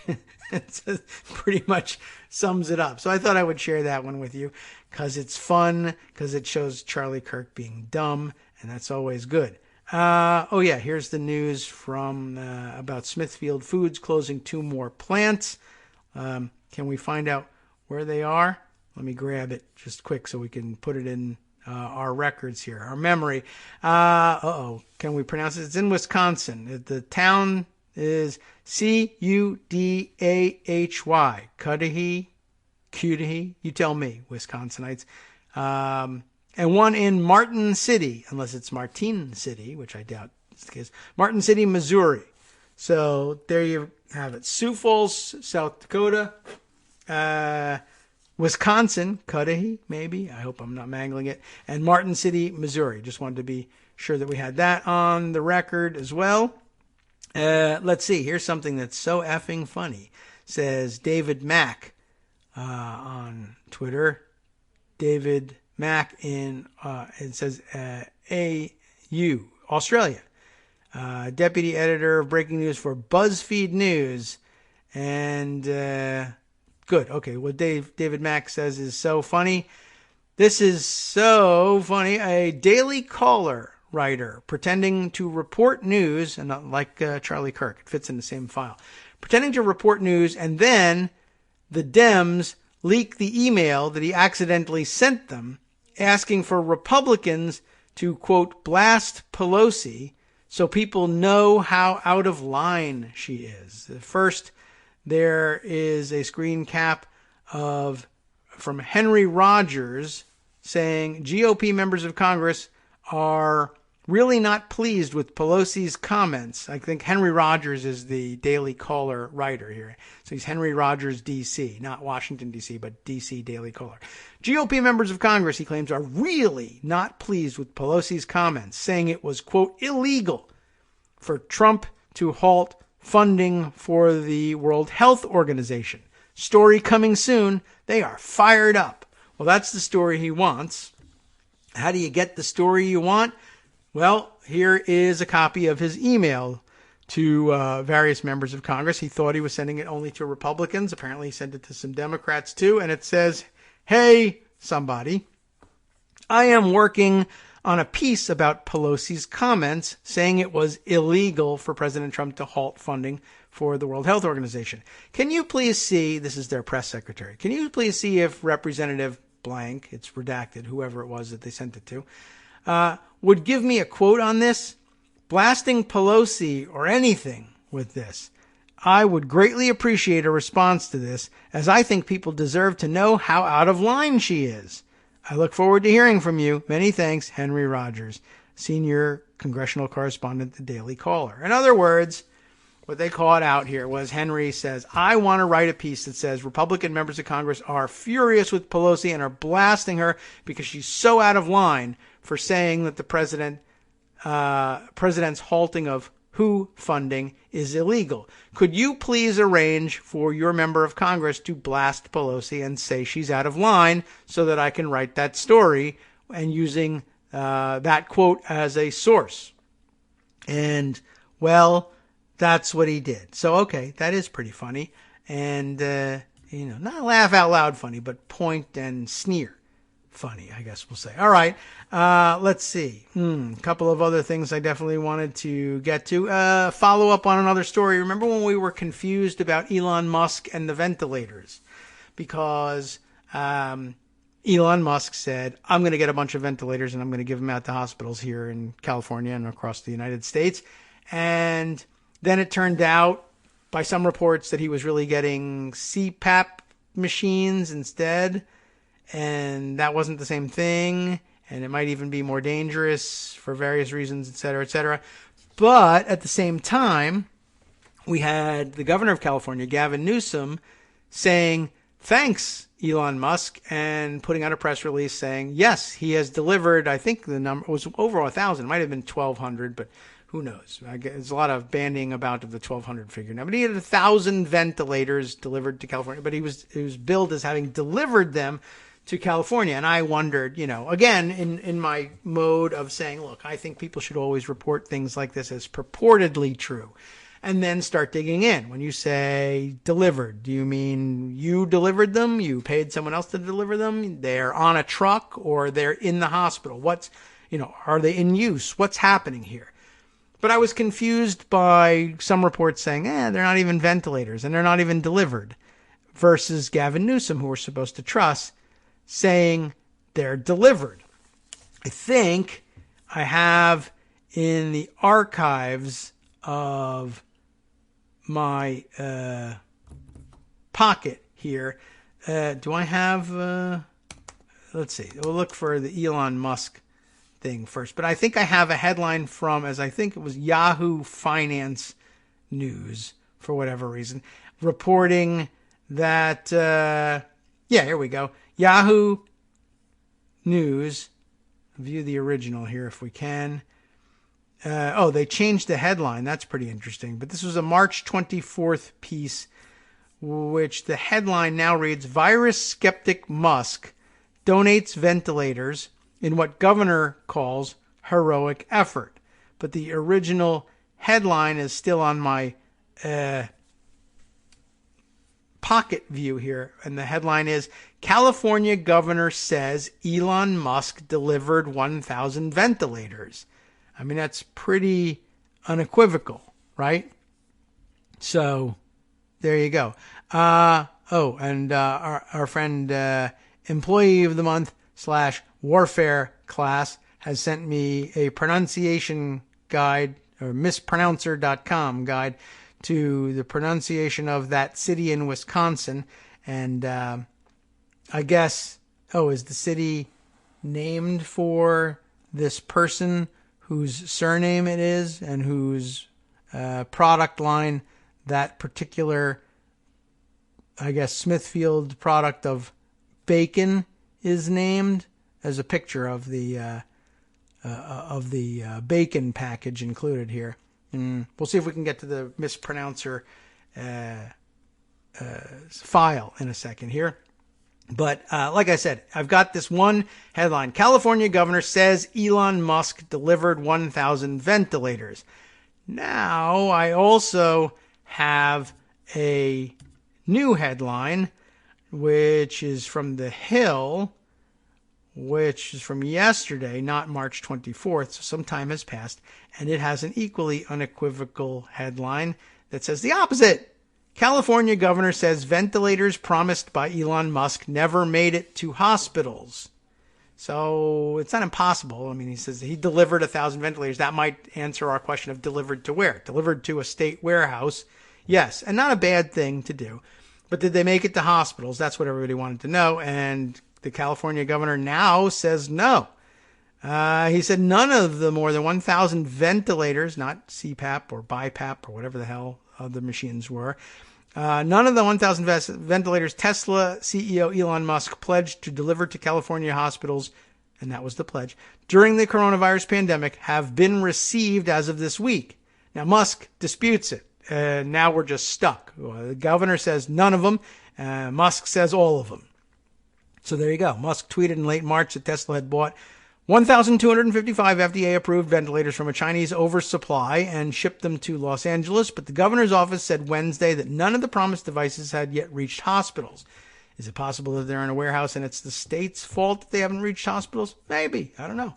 Elon Musk and his team told the state that he had procured ventilators and wanted to distribute them directly to hospitals with shortages, a spokesperson for the California Governor's Office of Emergency Services told CNN Wednesday. The administration is communicating every day with hospitals across the state about their ventilator supply, and to date, we have not heard of any hospital system that has received a ventilator directly from Tesla or Musk, the spokesperson added.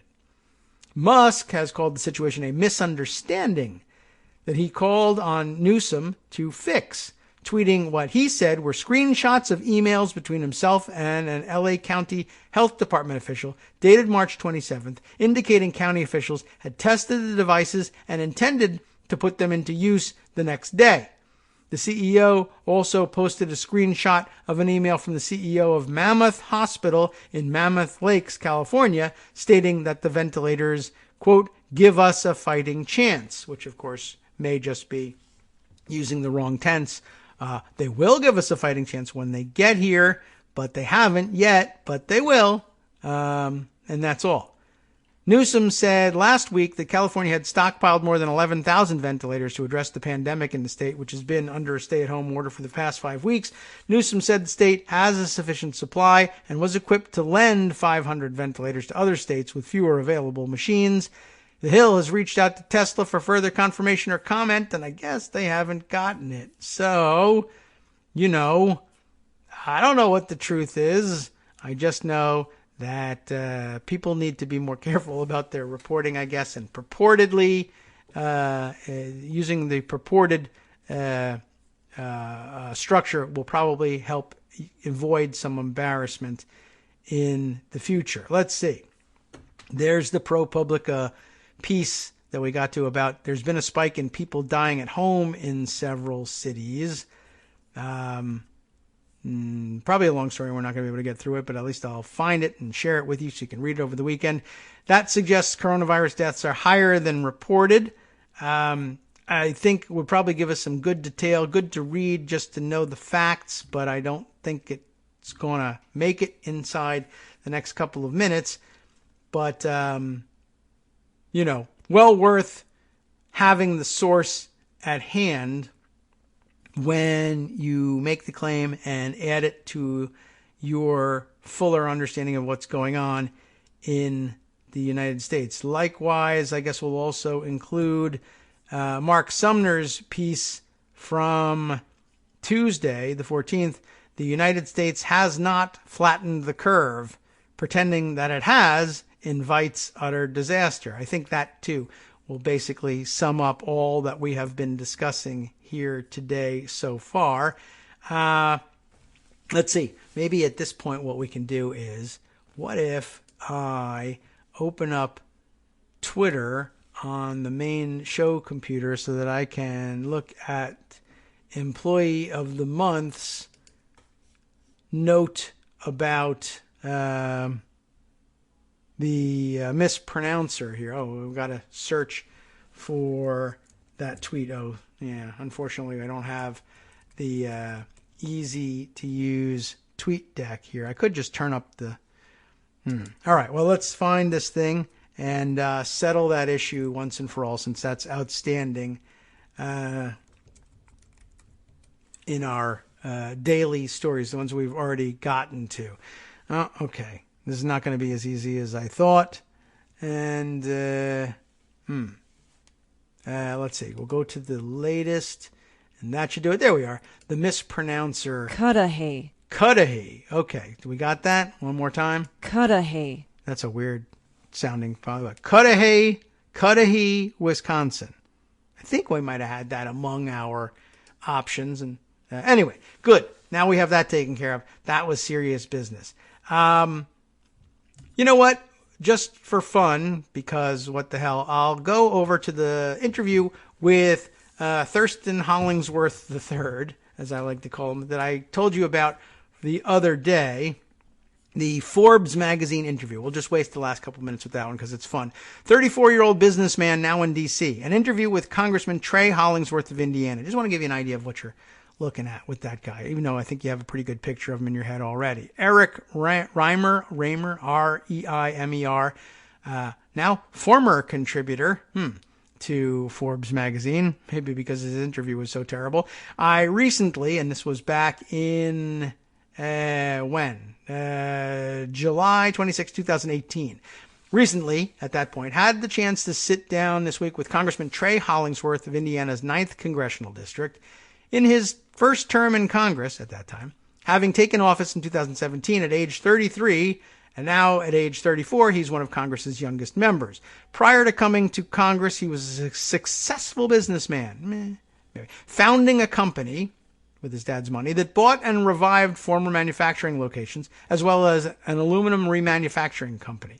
In Congress, he sits on the Committee on Financial Services. He holds a Bachelor of Science from the University of Pennsylvania's Wharton School and a Master's in Public Policy from Georgetown. Indiana's 9th Congressional District is primarily south central Indiana, including the city of Bloomington. Trekking up to his 6th floor Washington, D.C. congressional offices, that would probably be in the Cannon office building, one of the worst places to be stuck ever. The most junior members get that. And met by a staff of Hoosiers from America's heartland, we chatted about how his prior business career informs his current work in Congress and the kind of change he hopes to bring to D.C. with his youthful and eclectic background. He's young and rich. That's eclectic.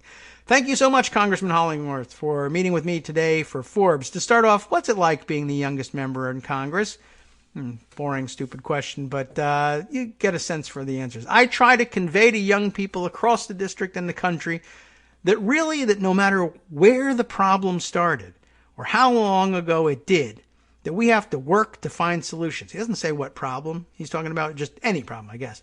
We have to take the mantle and carry it forward so that we and all Americans get a better future. What I'm excited about is bringing innovative, new, and different ideas and solutions to the table so that we can begin to work on building the next American century and really ensuring that every American has the opportunity to live the American dream, that America overall continues to enjoy the safety and security, but also the economic opportunity it has for the last 240 years. That's a fantastic, sweeping answer to the question of what's it like to be one of the youngest members of Congress. It really doesn't answer it, of course.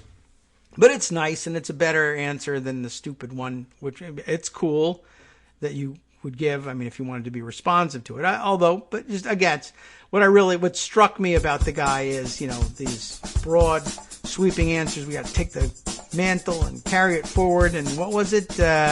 New, and I want to bring my new and different ideas and solutions to the table. But being a rich guy that graduates from an Ivy League school and then his dad gives him $50 million to start a business is not a new or interesting idea. And, although if the idea was to give everybody $50 million, I'd listen. Well, there's lots to it, and I just wanted to give you a short flavor of how this guy thinks and talks and how people, I guess, who are mesmerized by rich people who have rich-sounding names, allow them to, portray themselves as innovative thinkers when, in fact, they inherited $50 million, and there's nothing innovative about that whatsoever. Okay, anyway, time to hand things over to Justice Putnam, who also, by the way, has recently inherited $50 million, I think. Actually, a lie. But that wouldn't stop us from heading to his house for a party. But social distancing being what it is, you're going to have to listen via Netroots Radio instead. And when you do, you will hear about the former U.S. Ambassador to the United Nations, Samantha Power, criticizing Trump's decision to freeze funding to the World Health Organization, and her touting the need for a global response to the pandemic. No surprise, but there are still competent people in the world. And from Daily Kos Radio on networksradio.com. You have been listening to the Kagro in the Morning Show with David Waldman. Other interesting things, the Louisiana Republican Party blocked an emergency election plan because it would let anybody vote. Ooh, we don't want that. Facebook will now let you know if you shared or interacted with dangerous coronavirus misinformation on their site, and much, much more, including news from around the world, including Australia and Canada as well.